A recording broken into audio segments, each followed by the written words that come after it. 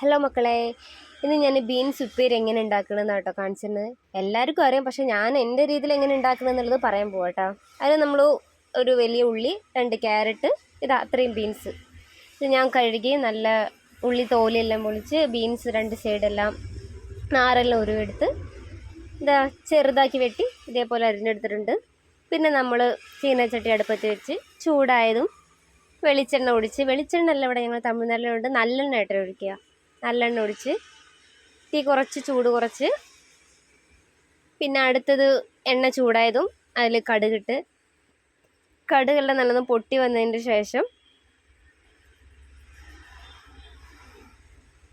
കറിവേപ്പില നമ്മൾ ആഡ് ചെയ്ത് കൊടുക്കുക കേട്ടോ. കറിവേപ്പില ആഡ് ചെയ്ത് കഴിഞ്ഞതിന് ശേഷം അതൊക്കെ ഒന്ന് కొంచెం മുരിഞ്ഞ് വന്നതിന് ശേഷം ഞാനിതാ അരിഞ്ഞു വെച്ച ബീൻസ്, ഉള്ളി, ക്യാരറ്റ് എല്ലാം കൂടി ചേർത്ത് അതിലൊന്ന് ഇട്ട് കൊടുത്തിട്ടുണ്ട്. ഇനി നമുക്ക് ലൈറ്റാக ഒന്ന് വഴറ്റിയെടുക്കണം കേട്ടോ. നല്ല വഴറ്റൊന്നും വേണ്ട, ചുമ്മാ അതിൻ്റെ ആ എണ്ണയും കറിവേപ്പില ഉള്ളിയൊക്കെ ഒന്ന് ചെറുതായിട്ടൊന്ന് വഴറ്റി കിട്ടാൻ വേണ്ടി മാത്രം ലൈറ്റാக ഒന്ന് ഇളക്കി കൊടുക്കാം നമുക്ക്. പിന്നെ അതിൻ്റെ കൂടെ തന്നെ ചേർത്ത് നമുക്ക് ഉപ്പ് ഇടാം. ഇത് ഞാൻ ഉപ്പ് ഇട്ടിട്ടുണ്ട്. ആവശ്യത്തിന് ഉപ്പ് ഇട്ടാൽ മതി. പിന്നെ എല്ലാവർക്കും അറിയാലോ തോന്നുന്നു, ഇപ്പം ഞാൻ പറയേണ്ട ആവശ്യമില്ല. എന്നാലും ഇത് ആവശ്യത്തിന് ഉപ്പിട്ട് ഞാൻ ഇതേപോലെ ബീൻസ് എല്ലാം ഉണ്ടാക്കുമ്പോൾ ഞാൻ മഞ്ഞൾപ്പൊടി ഒന്നും ആഡ് ചെയ്യാറില്ല കേട്ടോ. മഞ്ഞൾപ്പൊടി ആഡ് ചെയ്താൽ പിന്നെ അതിൻ്റെ ഒരു കുറച്ച് ടേസ്റ്റ് വരുമല്ലോ, അപ്പോൾ ഞാൻ അത് ആഡ് ചെയ്യാറില്ല. പിന്നെ ആവശ്യത്തിന് കുറച്ച് വെള്ളം, നിറയെ വെള്ളം ഒഴിച്ചുവിടുക. അപ്പോൾ ബീൻസ് കുറച്ച് അഴുകിയ പോലെ ആയിരിക്കും. അപ്പോൾ അതുകൊണ്ട് അതിൻ്റെ ആവശ്യമില്ല.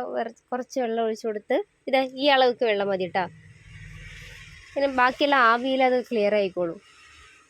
നന്നായിട്ടെല്ലാം മിക്സ് ചെയ്ത് കൊടുത്ത് ലൈറ്റ് ഒന്ന് തിളച്ച് വരുമ്പോൾ നമ്മളൊന്ന് മൂടി വയ്ക്കാം. പിന്നെ ഇതിന് മെയിൻ ഇതിൻ്റെ ഇൻഗ്രീഡിയൻ്റ് എന്ന് വെച്ചാൽ ഈ ചുട്ട മുളക് കേട്ടോ. ചുട്ട മുളകും ഇത്തിരി തേങ്ങ. കാരണം ചുട്ട മുളക് കൊടുത്തിട്ടുണ്ടെങ്കിൽ നല്ലൊരു ആ ചുട്ട മുളകിൻ്റെ ടേസ്റ്റ് അതിൽ വരും. ആ ഒരു തോരനല്ല ഉപ്പേരി. കാരണം തോരൻ എന്നുള്ള ഇവിടെ ട്രിവാൻഡ്രക്കാർ പറയുന്നതാ കേട്ടോ.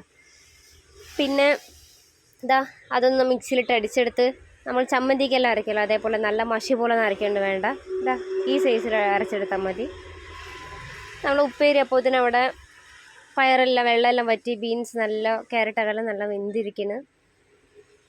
ഇനി അതൊക്കെ നമ്മൾ ലൈറ്റാக ഒന്ന് കുറച്ചുകൂടി ഇളക്കി കൊടുത്തതിൻ്റെ ശേഷം ഈ അരച്ച് വെച്ച ഈ തേങ്ങയും ചുട്ടമുളകും കൂടി അതിലൊന്ന് ഇട്ട് കൊടുക്കുക. അതിട്ട് വഴട്ടുമ്പോൾ തന്നെ നല്ലൊരു സ്മെല്ല് വരും കേട്ടോ. ആ സ്മെല്ലിൽ നമുക്ക് അങ്ങനെ കഴിക്കാൻ തോന്നും. ഞാൻ ചിലപ്പോഴൊക്കെ അങ്ങനെ കഴിക്കാറുണ്ട് കേട്ടോ. ഞാൻ ടേസ്റ്റ് നോക്കിയപ്പോൾ ഉപ്പ് കുറവായിരുന്നു, അതുകൊണ്ട് ഞാൻ വീണ്ടും അതിൽ ഉപ്പിട്ട് കൊടുത്തിരിക്കുകയാണ്.